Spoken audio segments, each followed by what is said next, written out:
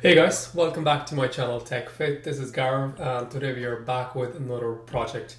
So in this project, first of all, it's been a long time I've created another video, so I'm just trying to get back into it. As you can see, everything else has been changed around me because I've recently moved my office. Okay, so first of all, let me just give you a bit of brief on what I'm trying to do with this project. So with this project, first of all, I want to kind of build an API connection with YouTube API, so I'm able to search different channels. So I'm going to be selecting some of the channels that I do watch, and they're kind of my favorite channels as well. So with those channels, what I want to do is I want to take the relevant videos out and basically look at their analytics and look at what views people are getting, what's kind of their engagement score, and calculate these different metrics, which is going to be really basic metrics, to be honest. And we're going to use those and compare these channels with each other, and even also look at what tags do they use on their videos and stuff like that. So what I want to do is I want to basically use the API from YouTube and basically extract the data. And basically, you do have a certain quotas that you get with your API, so you maybe save those results locally and then maybe populate the application based on that. I'm not trying to build any high-end web application, but I do want to kind of compare these channels with each other. So we'll be using basic visualization through Plotly, and through Plotly Dash, we are actually going to build the whole application. And based on that, what I want to kind of use is Heroku servers maybe, and deploy this app on Heroku servers so we can actually demonstrate the app. So I'm actually going to deploy this app, so I'll leave the link below, and obviously the link is also available on, if you go to techfitlab.com, and if you go to projects and demos, you should be able to see that link. And if you want to click on that learn more button, you will be able to actually go and see the application itself as well. So this is what the final application looks like. So without wasting any more time, let's kind of jump into it and see how we are actually going to extract the data, how we're actually going to compare these channels, what metrics we are going to build, and based on that, what is the final product going to look like, what is the final app is going to look like. Okay, so first thing first you have to go to this developers.google.com, because first we are going to create our API key. For that, first of all, you have to also install this package, which is pip install Google API Python client. Once you actually install that, then we are actually going to go to this API console and create one API for ourselves. To create an API, you first have to create a project. So we're just going to click on this and name this project as, say for an example, maybe a top YouTube channel. So once we're done creating that, what we have to do next of all is we have to actually go into the credentials. So once we go into the credentials, we can create credentials, which is the API key. Once you generate an API key, you will be popped up with this API key. You can copy that key, and that will be actually saved on your credentials page as well. This is the key we'll be using to make the YouTube calls. Based on these calls, we are actually basically extracting the analytics data from the YouTube API for specific channels. The second thing we need to do is we will click on the dashboard back again. We do have to enable our APIs and services. We go back down and we can actually enable this YouTube data API v3. And once you enable this, you should be able to see this kind of dashboard here. So whenever you are making the calls to the API, this dashboard will actually populate your data, how many times you're basically hitting the API, because you do have a certain amount of quotas that you can actually extract at a time. So we do want to maybe also integrate this within our application as well, because when we are actually making this call, maybe we might use something like try and exception error handling, because if you're running out of quotas, we don't want our dashboard to be blank or show some sort of errors. So what we're going to do is, if we can actually get the output from the API, that's perfect, or else we would still have some data stored locally, which would be the result set from our previous call, and we'll always have that there, so we can actually use that in our application as well.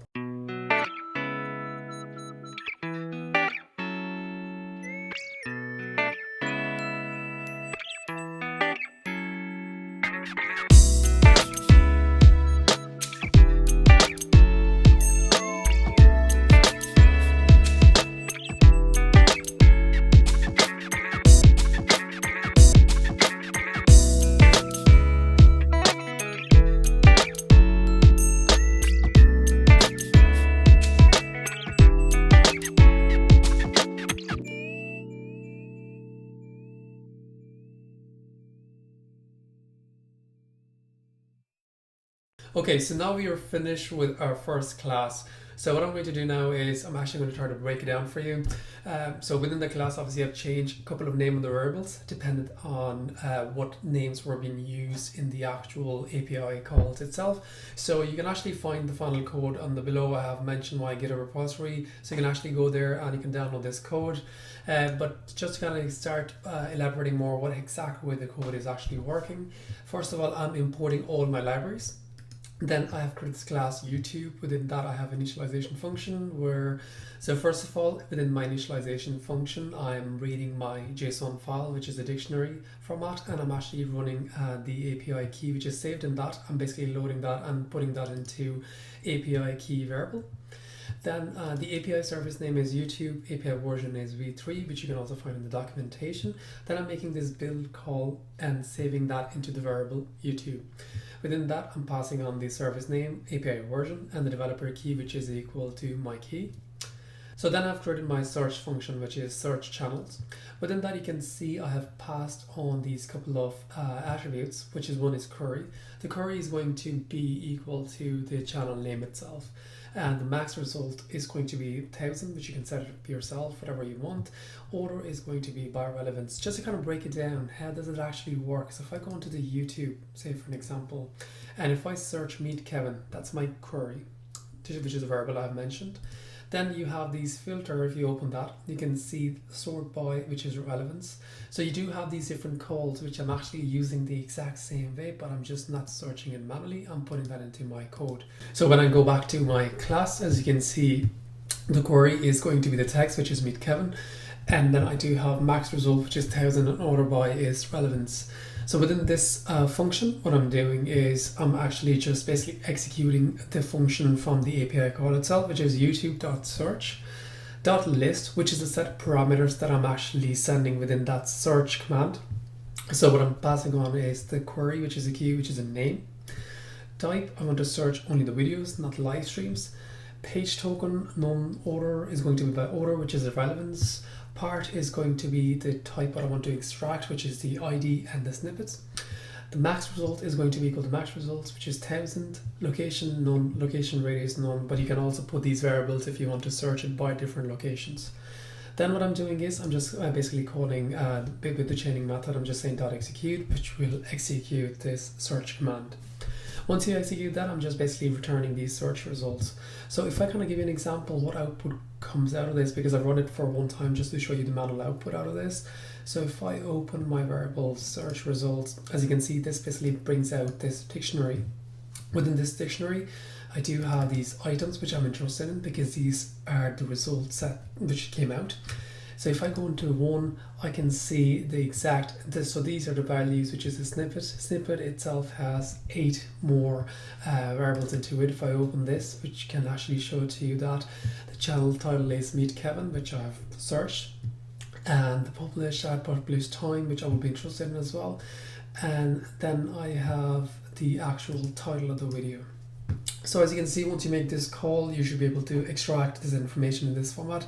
Now what I want to do is, I do want to save all these information, and also I want to use the channel video ID, which if I go back here, I can see there is video ID here. So I can actually use this video ID and use that to extract all the analytics about this video, which is again to make another YouTube call and actually extract that information. So I'm going to create my next function in which we will create this database. So within the next function, what I did then is basically, first of all, I created these empty lists for each of the variable that I wanted to save. Then I'm actually looping through all the items which we just looked at in the search results. And within that, I'm actually saving the snippet, which is, within the snippet, I'm saving the title, which is the title of the video. Then the video ID is appended onto this search ID, and the video ID, basically I'm appending that onto the video ID because that would be the video ID saved into my list, because then I'm actually going to loop through each video ID and I'm actually going to grab all the analytics about these videos, because that's what we're exactly after. They want to see how many views it's been there on that video ID, what type of engagement is there, which is obviously how many people are commenting on it, if it's a positive or a negative likes on it. So we are going to extract all that information within this call. Now for this, I do it by try and exception error handling. The reason I'm doing this is because a lot of the time some channels have blocked their comments or blocked their views that you can't view it, or blocked their the like or dislike or whatever way. If they have blocked their channel information, it might pass on as empty string and it would actually break your function call. So I do it by try and exception error handling. So if it doesn't really find anything, just put it as a 0 entry against that. So as you can see, I'm making this call for each of the variables that I want to search for. So I'm actually going into that snippet, I'm saving this channel title. Then once I do this another call, which is, as you can see, I have this variable, which is analytics. And within that, I'm actually making this YouTube call again, .videos.list. And I'm passing on my video ID. And basically what I'm trying to extract is the actual statistics and the snippet of that. So once I do part search by statistics and snippets, I'm going to extract all that information from that class, and I'm passing on my ID and video ID, and basically I just execute that command. Once I execute that, so I have this analytics variable, which I'm going to show it to you now. So if I open analytics, as you can see, within that we do have information such as all the YouTube. So it's within that we do have all these information, such as if I go into items, and within this I do have these video ID. If I double click on that, I should be able to extract all the information about this video. So within the snippet, as you can see, I have information like what is the category type, what is the description of the video, also what is tags being used in that video, and I can also see within that I do have the title of the videos and all the information, relevant information that I really want about this video. And if I also go back into statistics, I can actually see the amount of comments has been made on this video, dislike, favorite counts, like counts, and view counts.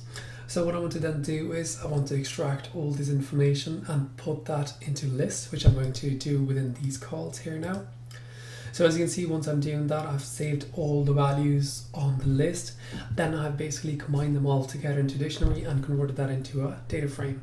Okay, so once I have converted that into a data frame, the reason why I'm actually looking at the channel is equal to cell.query, because sometimes what happens is when you actually search the video even by relevance, it's not necessary that all the video relevance that came out is actually by the same channel you were searching for. A lot of the time people do use videos, and they do create videos on other channels, so it might be not the video by Meet Kevin, it might be a video by some other channel, and they're just using their name and maybe talking about them or whatever reason they have done that.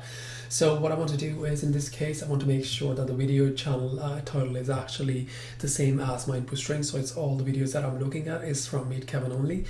Once I do that, then the next thing what I want to do is I want to actually look at sort the values by publish at. Why am I doing this? Because I want to compare all the channels with Apple versus Apple kind of match, because I'm still using all of their recent content and I'm trying to compare their recent content. So for that example, I'm going to sort them by published at in ascending order, which is false. I'm going to take top 30 videos and just reset the index. Once I do this thing, based on this, I will be getting all the inputs of their top 30 recent videos, which I'm actually after, and I'm going to compare those videos then together. So the first thing then in the main call, what I'm going to do is I have an empty data frame. Then I do have my channels, which is Meet Kevin, Andre J, Joe Tech, Ali Iqbal, and Graham Stefan. So what I want to do is, these are my channels that I want to search, and I want to compare these with each other. And then I'm making these YouTube call, which is I'm calling my class, creating the variable for that. Then I'm doing a loop through all my channels that I've mentioned here. And I'm going to first of all call the search channel, because I'm searching all these channels, capturing all the information such as the video IDs. And based on those video IDs, I'm also making a call for the analytics, because I want to get output of all those videos and understand what exact results are behind it. Now I do, if you see, like, I'm actually searching 1,000 results. You don't really have to do that because you only get 10,000 quotas, I think, so per day. So you don't really want to use all of them as well. So if you want to kind of decrease that down to maybe 100, that might work same way as well. But I'm just searching 1,000 because sometimes I do see, a lot of times, even searching it by relevance, you do see content coming from a lot of different people, not the actual channel that I'm actually targeting in this video. So once I do that, I'm actually going to do a next call, which is to create a database. Results is equal to results, which is the actual result that I'm basically, result is going to be the actual call, which is the first function call, which is the output result that comes out of my search channels. Then that search channels goes into the create database, where I'm actually going to loop through all of the statistics and loop through all the video IDs, combine them together. So once I kind of do that within this call, then I have all the information there in YouTube_df. Then what I do is I append that information into my data frame that I've created, which is the empty data frame. And once I do that, then I basically, in the end, what I want to do is when I see my results, what it will look like is that I have all my information of all the channels, their top recent 30 videos. So if I have 5 channels here, I should have 5 into 30, which is 150. So I should have 150 entries in my row with the most recent videos of these channels, and that should be just into my data frame, and I just reset index in the end. So once I run this class, that should give me information of all the videos and all the channels. So what I'm going to do now is just make sure everything is working. Okay, so as you can see, now I do have all my rows for each of the channel. And as you can see, the information, which is again saved all in one data frame, such as I do know what title the video is, the video ID, what time they were published, views count, like count, dislike count, comments, and what type of tags were used in the video. And as you can see, some of the videos do not really expand the tags, which again, that's the reason why do we have this triad exception, where if the tags weren't used in the video, or if they have actually made their tags that you can't really read them. So for that reason, they will be just coming as empty or blank. So based on that, we just actually append zeros in that.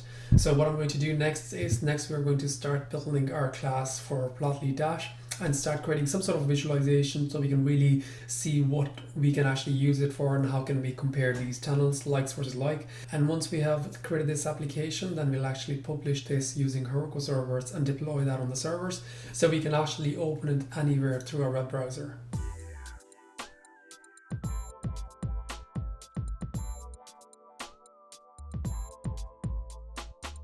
Okay, so we are finished with our application itself, so I'm going to try to break it down step by step how the application itself is connected to each other and how they are working. If you haven't ever worked on Plotly Dash before, maybe if we could to kind of like look at the basic documentation and how the basic application works, that would be really helpful before looking at this. But I'll try to do my best, even if you are coming from a beginner, how the application itself is connected to each other and how it is working. What I've also done within my location directory, if you see, I have created this file, which is assets, which is just nothing my logo of the TechFit, because I don't want to use my logo on the top hand of my application. So that's the only thing which is there within this file. And I do have my app and the config.json, which is the API key. And then I've also saved the output of the previous run that we just did. I've actually saved that in a CSV file within the location as well, which I'm going to show to you now why I have done that. So first of all, what I'm going to do is I'm actually just only loading up all the libraries that I'm actually going to be using within my code. And then I do have this last library, which is the YouTube_db, which is the actual file that we created, which the module we created here. So we're just loading that module here. So the first thing I have is parse data function. Within that data function, as you can see, I'm doing try an exception here as well. Why I'm doing this is because, as you know, when you're hitting the API, you have set amount of quotas that you can use. You can also read more about how much quotas you have on the API documentation, but as a daily quota limit is 10,000 per run. So if I'm using that much quotas, that technically means I can only run my code 1.5, 2 times max. So rather than actually, because you know this code is going to be deployed in Heroku, and once it's deployed on the server, anybody can go in and refresh the data. So when they're clicking on the API, I don't want that if somebody's refreshing the data and if my API calls are finished and the data is not there and it just shows error on the API. We don't want to do that. What we want to do is we want to give an exception error handling, which means if the data is not extracted through the API, just load the last previous portion of the data, which is the CSV file that we have saved in the location. Now in this, I don't really save a CSV every time, so that's not going to be the last one. It's just going to be the demo data, which is the data I have built for one time. But this is again just the exact same format file. There's nothing has been changed in that. So first of all, what I'm doing is these are the things that we've done previously in our previous call, but after resetting the index, I'm doing some more stuff here. Now what I'm doing at the moment is, in this, I'm actually kind of like creating a couple of more variables because I do want to compare channel like versus like, which means, say for an example in this, I'm also doing is I'm looking at the videos, because some of the times what could happen is I'm looking at a video which may be published 30 days ago. One video is published maybe yesterday. So yeah, the video which is published yesterday might not have enough views in comparison to, so you can't really compare those two videos together. But what I'm doing is I'm actually looking at the date when the video is published, and I'm looking at the overall counts that are there for the views or for the likes, and I'm actually going to divide that by the days it's been published. So we are looking at a daily average. We're not looking at the amount of views that video have per the whole lifetime. You're only looking at, based on the daily average, what is the daily average for each video based on their views and likes. And as you can see, we do a couple of different things as well. So within this, I'm also looking at, first of all, the average views, then the positive rating and negative rating, and then also looking at the engagement rating. The way I'm getting that is the variable itself. First, I'm converting that into an integer variable. Then I'm dividing that with the views count and multiplying that with 100 and just rounding that up by the round function to have only 2 decimal values. So why I'm doing this is because I want to look at the rate of engagement, the rate of like or the rate of dislike of the content based on the views count which is there, and also basically whatever amount of views has been on the video. I'm basically looking at that by the likes that video has got divided by the overall views count and multiplied by 100. So this is going to give me a rate which is the, okay, what is, are people really liking the videos or not, so we can actually compare them in some shape or form. So once I do that, once I create my all new variables, which is the average view count, positive rating, negative rating, and engagement rating, that could be actually potentially used maybe in 3 plots. And then finally, I'm also, if obviously the data is not there, I'm just reading a CSV file which I just showed you on the location, and then I'm returning that data set. So this is my function call. So let's go to the next one. So as you can see, I have these heading calls. So just to make sure that what exactly is happening. Now these are basic calls to the library itself. So I'm just calling these app and server, which is app.server. And basically these are your calls that you make for the Dash application. That's what we are doing up here. Then I'm also doing some sort of styling on the page. First of all, which is my app title, which is top YouTube channel, and then I'm just basically using some of the colors for headings and background, which I'm going to be using below on my code for when I'm doing plots. Okay, so the first thing, we are actually going to just do the components, but I'm going to cover the layout in the end. Okay, so the first thing is components. Within components, first of all, I do have this power button. Basically, I'm encapsulating that into a bootstrap row. And this is a DAC.power button, which is again the value of that power button is always true. You can set it to false here, which means whenever you load the dashboard, it's always going to be false. It's always going to be turned off. But for my case, it's always going to be turned on. And then basically, I'm just setting up some variables to actually reformat that button, giving a class name and stuff like that. Once I've created this power button, then I'm also creating my nav bar, which was going to be on the top of my dashboard. So which is again, I'm actually putting that into a container, and within that container I'd have these rows, which is again, first of all, I'm actually passing my image. Now this is the image which actually sits in the asset folder, which I've showed you here. So if I go into the asset folder, you can see the name, which is techfit.png, which is again exact same here. And then just setting the height for that, and I'm also writing the name of the channel as well, which is top YouTube channel. And then just aligning that into center, no gutter is equal to true. And then I also have my link. So if you click on the logo, it brings you to techfitlab.com. If you haven't checked that site, do go on and check that out. It just have my projects and demos that I've worked on, and my CV. So if you're looking for some tips and tricks, do go on and check that out as well. Then I'm just making calls for these navbar. The theme is dark, and basically this is just my navbar, which is a basic calls that you can actually take from the documentation as well. Majority of these things I've just taken out from the documentation and saved it here. These are just basic calls that you make to create these navbar on the top. Okay, so let's talk about the plots. So within the plots, you do need to have some sort of basic understanding to really build a Plotly Dash app. So I would definitely recommend you to read some more about the documentation on Plotly Dash. But I'll try to break it down for you how the actual call is working. So we have this callback decorator. So you can pass your output, input, and you can also pass state. So I'll give you an example of what these things are trying to do. So first of all, you do have your input, which is your power button and on. So as you can see, when we were building our power button, we have actually mentioned the ID of that power button, which is power button, and the on, which is the actual value of that button, is true, so which is our default value. And as you can see, what we're now doing in this is we are inputting that value in this callback function, because then we are going to use that in our actual function, which is the update graph 1. And the output itself is going to be the ID, which is graph 1, and the figure. So figure in this case would be the figure that will be returned in this call. So that's how your output and input callback works basically in this app.callback decorator. And then if you have your state, I'll give you an example of state. Could be something like that you have a couple of different, or you can actually think about this as like if you have a form, and within the form you have different drop box, radio buttons, you have some input text area. Once you input all that, you do have a submit button. So usually when you're working with these input values, what happens is if you are dynamically creating on any button or anything, it dynamically updates the plot or dynamically updates the stuff. But maybe you don't want to dynamically update all these stuff, so you want to have a state which only gets updated if you have clicked a certain button. So maybe it's an example where you're maybe writing all the information in the form, but you don't want to submit all that without clicking on the submit button. So then you have a state value, and it will only be the value connected to the submit button, which means it will change the state only when the button is clicked. So that maybe would be a really basic example of that. But in our case, we're not using any state callback here. We're only using output and input.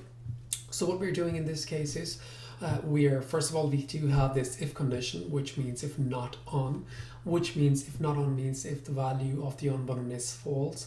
What I want to do is I want to actually remove all the data. I just want to have, the column name will still be there, but the data will be 0 by 0, which means no data is selected. And the else is that the data is there. And in this call, what I'm doing is I'm having obviously it's converted into pd.data frame, but the value itself is a group by of channel title, and then the average view count of all the videos by the channel title. So say for an example, if I'm looking at Meet Kevin, the channel title Meet Kevin have 30 videos. What we're doing is we're looking at the average daily view count, and we're just doing a mean on that. So we are looking at the average number, and we are going to plot that average number on the bars and see, according to all the other channels, which channel has the average views higher in comparison to the other channel. So for this, this is all your plot values itself. Now we're just using go.figure, which is a plotly go.figure. Again, within that we are just adding a trace, which is a bar.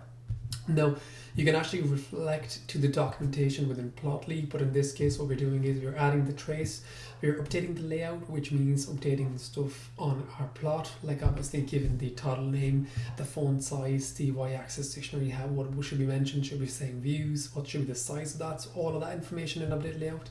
The legend itself, which is again what we want to show in the legend. The bar mode, again, how far the bar should be from each other and all that information. So again, this is just a basic example how we are plotting our first graph, but it's just to really understand. So we have this function which first of all looks at the input and only plots the information if the input is true, which is a power button, and then it basically builds the graph and it returns the graph into this output graph ID, which is again the figure, which is the actual value, and that is the app.callback decorator, which then again is then used. So we are going to, when we are building the layouts, we are going to be using these graph IDs to reflect that this is a graph 1. So this is how kind of like the callback itself will work with each other. Now we are going to use the exact same layout. We'll build 2 more bar plots that we have done here.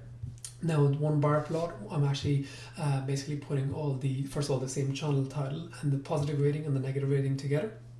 And what I'm trying to do is I'm trying to actually look at, okay, how much of positive rating they have, how much of negative rating they have, and compare that within other channels. Exact same layout, but we just have 2 traces in this. Now the add trace is the actual bar itself, so we're just adding 2 of them because this time we have one for positive rating, one for negative rating. So we do the exact same layout and all the information, just we're changing the colors of the bars. Once we do that, then we return this figure as well. And as you can see, the callback itself can remain the same. We just have a new ID because it's a new graph. The power button, which is the input ID we are taking in, and then the on button value itself. So, and then we do another one as well, which is for the engagement score, which is the actual amount of people commenting on the person's video, so on the channel creator video. Once we do that, so now we have 3 bar plots, so we can easily basically put them into the layout. And before doing that, I actually started building other informations as well. So one which is another graph as well that we have here. Now this is so like a tree map, and as you can see within the callback. So what I'm doing in this case is the data values. So these calls are same across all of these calls of the function, because these calls are basically just selecting the data. If the power button is on, select the data. If the power button is off, just wipe out the data. So that's what exactly this if statement is doing here. What I'm doing within this is I'm just building a tree map. Now within that tree map, the path is the channel title and the channel video ID, because I do want to see all the channel video IDs. I want to see which video is bigger number of views, which is, again, as you can see, the values is a view count, and then the color itself will be based on the channel title. So we can actually look at if we're comparing, say for example, Meet Kevin or Jomatech. We're looking at, if we're looking at the Jomatech videos, we're looking at which videos have more views in comparison to the other videos. And then also we do have this like the color coding itself, which is, again, I'm passing on this callback from qualitative.antique layout of the colors. And once we return this figure, that's exact same way the figure will be showed here. Now the next thing, I'm also going to build a table, because I do want to have, if I say for example, if I know the video that has more views, I do want to check what's the title of the video, when was it published and stuff like that. So I'm actually building that here, which you can see I'm just basically creating this container, and within that container I'm passing the HTML, obviously I'm passing the heading of the table. Then I'm actually creating this _table, which is data table. And then obviously if you're passing on these values, it's just a default way to create the table in Plotly Dash. Once I create the table, I'm just passing on the table. So as you can see in this, our output is not figure, we're just passing the property of this, the data.table. And once we pass that, we're just giving that ID as table 1. Now once we do that, I'm also doing some word cloud, because I know that I have information. So I'm actually trying to find a way how can I actually show the values in, so say for example, because I do have tags. Now the tags are in list format, so I do want to unwrap these lists, put them into one string, and then basically plot these word clouds, so I can see what is, like if I'm plotting by word cloud, I can actually see which words the content creator is using majority of the time when he's creating videos. So we'll be looking at those tags by their 30 videos. So what I'm doing in this case is, so I'm creating these image for each content creator. So I have 5 content creators, so I just created 5 of these.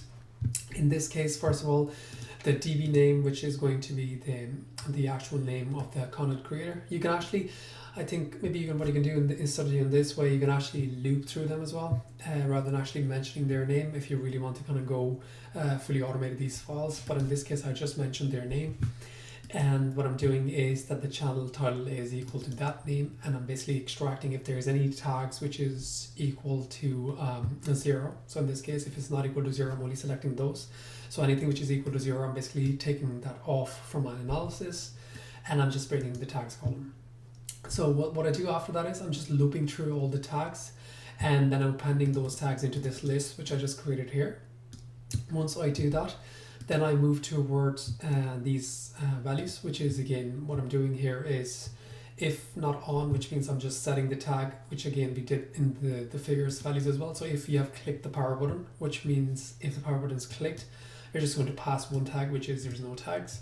And if that button is not clicked, which is the else, we are going to join all the tags. We're going to loop through all the tags, and we are going to join them into one string.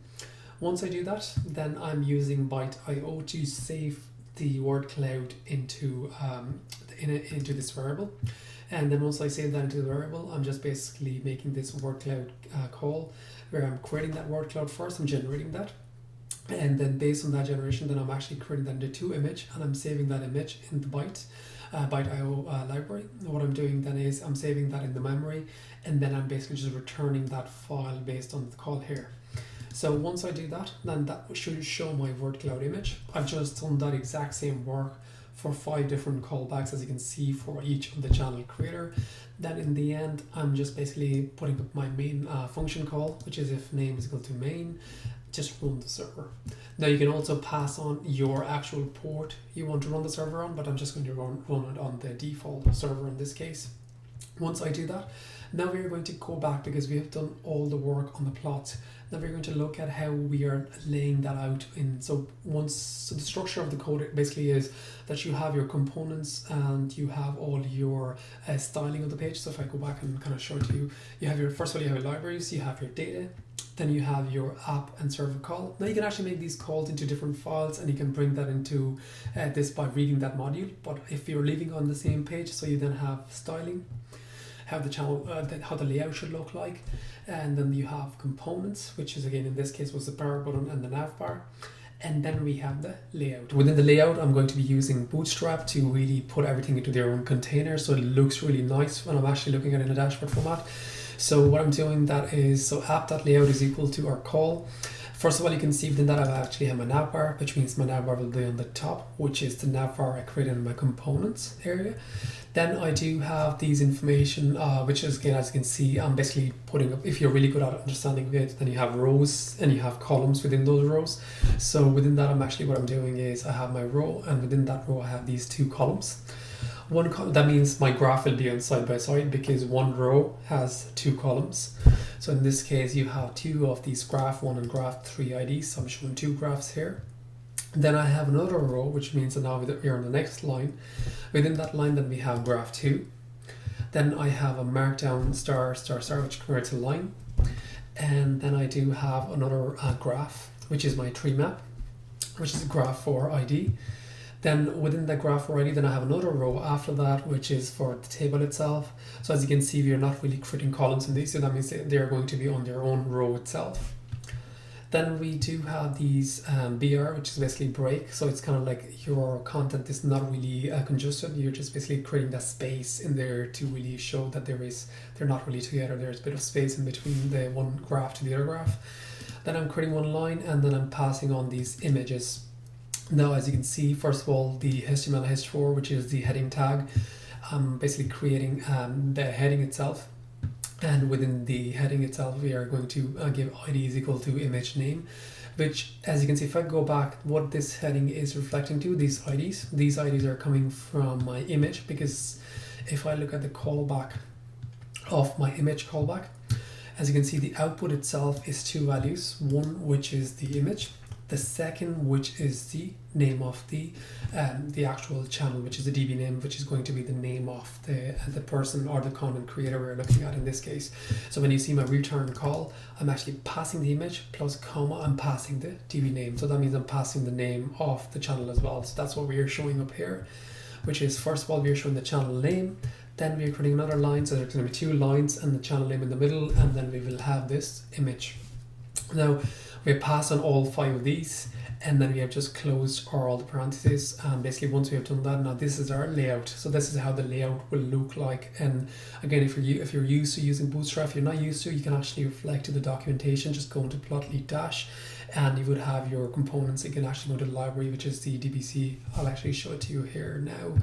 If you go under dash underscore bootstrap underscore components, you can actually understand what type of values you have. Like the same way I've used one, which is the nav bar. You do have a lot of different information there. You can actually see what you can actually use within your dashboards, and you can actually call them within your dashboard to see how the layout should look like for your dashboard. So once that is done, what I'm going to do now is, because we have breakdown everything step by step, how everything is connected to each other and how everything is working, the next thing we're going to do is we're actually going to run this app. So as you can see, the file is saved as this app.py, which you can see, which is saved in this location. So what I'm going to do is I'm going to bring up my terminal.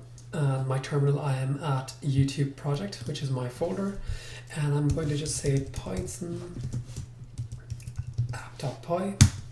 Once I click that, it's going to first of all try to collect the data through the API, but I'm assuming because I have run that code a couple of times now, it might not be able to extract information, but it will still read the file from the CSV file instead of reading it through the API if I have covered all my quotas. Okay, so the app has completed running. So as you can see, it is running on this port, which is on the localhost 8050. And what I'm going to do is I'm not going to click on Control-C because that will just shut off the server. So what I'm going to do is I'm actually going to copy this, and I'm going to go back to my URL, open a new tab, and I'm actually going to click on this link, and we are going to see our application. So as you can see, our plot is now generated, and we do have this logo getting populated, and we do have this turn on off on button. So let's look at the plots itself. So first plot, we are looking at average daily view counts by channel. You can see that Meet Kevin is leading the pack, where it's a lot higher in comparison to the other content creators. But whereas when you're looking at based on the engagement of the channel, you can see Under Jake has a lot more engagement, and Graham Stephan is second, third is Meet Kevin, and then Alik Bal, and then Jumbo Tech. That's good to kind of see. And then we go down, we have content quality rating, which is positive or negative feedback. And as you can see, the positive feedback is really good for Graham Stephan, whereas Meet Kevin is running on the lowest of the pack for positive ratings. There we go. Maybe we can zoom a little bit more. Okay, so as we can see, the score itself. So Jumbo Tech has the most negative rating, and then the second is Meet Kevin. Third is Graham Stephan, then Under Jake, and then Alik Bal. Okay, so let's look at the tree maps now. So within the tree maps, we can easily see the content itself. Now each of the videos, let's say for example we look at the Jumbo Tech and we look at only his videos. So the top video comes out to be this one, which has 5 million views, which is a good amount of views. We can actually go into the video ID and we can see which video is that. So Jumbo Tech 9 is If Programming Was a 9, which is a really good video. If you haven't checked that out, do check that video out. I thought it was really funny. Okay, so let's look at the tags now. Now, again, this information is really good for even for other content creators to see what kind of tags these content creators are using, which are kind of like leading the YouTube channels. So if you see in this example, so Meet Kevin usually creates videos around stimulus package or around stock, Biden, and as you can see, the top videos are on that, investing. And let me see, I do know that he creates a lot of videos on Tesla. Okay, maybe I can't find ARK investment is there. Okay, it's good to see in a way like this because we can actually see what videos are there. So Kathy Wood, timing. Okay, so that makes sense what type of tags Kevin is using. And also you can see tags for everyone also. As you can see, these channels are more aligned to stock trading investment. Go down and look at Jumbo Tech. So as you can see, Jumbo Tech uses tags such as Jumbo Vlog, coding. Oh, software engineer is definitely a lot bigger in comparison to data. Okay, I can't even find data science at the moment. There we go, we found it. Data science. So yeah, software engineering is definitely a bigger part in comparison to data science, but it's a good way to really present your data to be able to understand what tags they're using in their videos. Same for, you can see for Alik Bal, you can also see for Graham Stephan. But as you can see, a lot of the videos that a lot of the content creators that I've selected are creating videos about stock market and investment. And then you do have Alik Bal, who's creating videos around productivity, life, and vlog. Okay, can't really find some more tags. Oh, there's some videos about Tesla as well. Okay, so this I thought was a good presentation, but we haven't checked one thing, which is this power on and off button. So this power on and off button should basically wipe out all the results if we click on this, which it does. So as you can see, the data is now blanked out for all of them. There's no information here, and all the tags are also being turned into NA. And if I click on this back again, that should just replot all the information back, which you can see it's happening here, and all the tree map is back, table, and all the tags are back. So that's what our dashboard looks like. So the next stage for this dashboard is we are going to publish this, because at the moment, as you can see, this dashboard is running on a local host on my machine. But I do want to deploy this onto Heroku. So as you can see, I have created my new account here for testing. And what I want to do is I want to create a new app, and I want to deploy this application on the Heroku server. Okay, so based on reading the documentation on Heroku, what I've done is I've created these 4 files. So first of all, we have created this README file, which is just the name of the app. You can also put documentation around how the app is working and stuff like that. So it's just a README file. And then the second file that I've created here is, which is the requirement.txt. Now again, requirement.txt itself is all the dependencies of all the libraries and the version of those libraries that I'm actually using for my application itself, which is again, all the application. By that I mean is the libraries that I'm using in YouTube _db.py file and app.py files. I'm using whatever libraries I'm using. I'm basically putting up in this requirement.txt file. Now, one reason I haven't done PIP freeze is because I don't have a virtual machine which I'm running on this application on. So if I do PIP freeze, I'll be basically putting up all the libraries that I've installed on my machine. But if you're working this project on a separate virtual machine, what you can also do is you can actually do something like PIP freeze, and you can name the file, which is requirement.txt. So once you run this, sorry, it's requirements.txt. So once you run this, that should just basically create your file, which is the exact same file like I have one here, which with the versions. But I don't have to run this command because I already have this file. So as you can see here, and if you do have the same problem as me, you can just basically mention your dependencies manually if you want. And then once I've done this, and then I have this runtime.txt, which is the version of my Python. Once I have that, and then I'm actually going to go into the next one, which is the proc file. Now proc file is kind of case sensitive, so make sure you have the P, which is the capital P. What I'm doing is web is basically colon then G unicorn, which is basically used to deploy your application on the server. Then you have app, which is your app name, and colon server. So basically you create these 4 files. You don't really need README, but README is just there if you want to really update anything about your application itself. Once you have these 3 main files, then we can actually start deploying our code on the server. So I'm going to start doing that now. We'll go to Heroku, and we're going to click create new app. So we're going to have to give the name of app. We can just say top YouTube channel. I'm going to say Europe for this. I'm going to do create. So as you can see, once the application page opens, first of all, you do have to install the Heroku client, which is, again, once you've installed that, you can download and install this from here, or you can actually, if you are using Mac, you can just use Homebrew and install that. I already have that installed on my machine, so I'm going to start following their next steps. So first step is, which is Heroku login. So let's copy this. We go back to our terminal. I'm going to paste this, and we're going to log in here. So you should open another window. Usually that's the way Heroku works. So you pass in the key to open to log into the browser. Okay. Once I do that, yeah, we just click on login. Okay, so now we are logged in. If I go back here, as you can see, we are logged in with the email address that I've used to sign up for my Heroku account. So once we're logged in, next we are going to do something which we are going to go into our project. So we are already in our project directory. As you can see, YouTube_project. We are going to initialize Git first.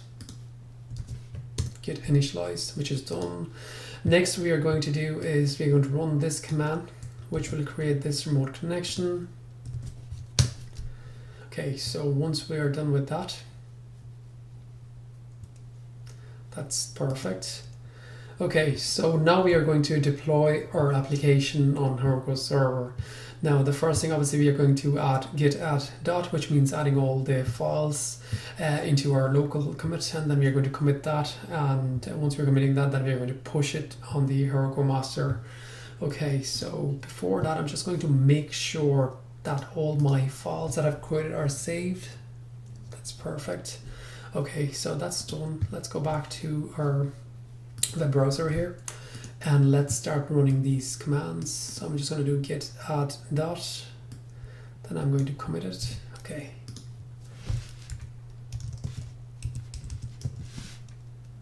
Okay, so that's done. We are going to commit it, and then we're just going to push it to our Heroku master. Okay, so we go back here, we're going to push it. Now you will see here when we're actually pushing this onto the master node, what's going to happen in this is it's going to actually first of all deploy all the code on the server, then it will actually start installing all my dependencies that I've mentioned in my requirement.txt, and then it will basically deploy that on the server. So let's kind of fast forward it and let it run and see what happens. Okay, so as you can see, this is now finished deploying. So basically, as you can see, what happened initially is basically it went through downloading all the packages that we mentioned in our requirement.txt, and then it's basically deployed on this URL. And as you can see, it hasn't came back finished yet. So I'm just going to give it a couple of more minutes to finish. And then once, yeah, as you can see now it's finished here. So it's already deployed and verified. So once that is done, we are going to go back into our URL. And as you can see, you do have this button here, which is open my app. You can also monitor the activities behind this, which is, again, you can actually go into the notes and see what activities are happening. So these activities are your builds, how many times you have built it, and all that data you can actually check. And then if you do see that you are facing some issues, usually those issues come up because you might have forgot to mention some dependency that you used in your code, but that you haven't really mentioned in your requirement.txt file. So that's, I think, one of the main errors. So how you can actually fix that is you can actually click on view build log, because it will actually show you the error. So what module might not be imported yet, or you actually use in your app but you forgot to mention requirement.txt. So yeah, you can actually debug your code based on looking at the logs. That's one thing you should really keep in mind, because I did face a couple of issues when I was actually deploying my first application. But yeah, once it is done, what we can do is we can click on open app. Once you do that, as you can see now, my application is actually deployed on web. So if I go into this URL, you can actually see it's deployed on top YouTube channel.herokuapp.com. So actually anybody can now actually from the video point go there and actually check this application out. So I hope this kind of helped you in understanding of how to actually build the code first of all, and how to actually build the Lotlly dashboard, and then how to actually deploy that onto the server so any of your peers can also watch your content. If you do want to check this app out on real time, what you can do is you can actually go to techfitlab.com, and once you go there you can actually click on project and demos. And within the project and demos, I do have mentioned a couple of different projects.